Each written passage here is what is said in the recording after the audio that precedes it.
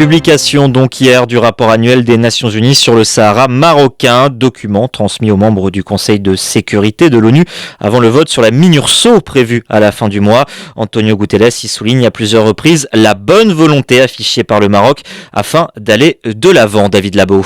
Antonio Guterres met l'accent notamment sur l'attitude exemplaire du Royaume du Maroc pour continuer à respecter ses engagements ainsi que les résolutions du Conseil de sécurité, et cela malgré les violations de ces dernières et du cessez-le-feu par l'Algérie et par le Polisario. Dans le même temps, le patron des Nations Unies critique le Polisario pour ses manquements, ses obstructions au travail de la MINURSO. Il exhorte cette organisation qui a annoncé son retrait du cessez-le-feu de revenir sur cette décision. Dans ce rapport, Antonio Guterres s'alarme également de la dégradation des relations entre l'Algérie et le Maroc. Il regrette qu'aucune opportunité n'ait été saisie jusqu'à présent afin de combler le fossé.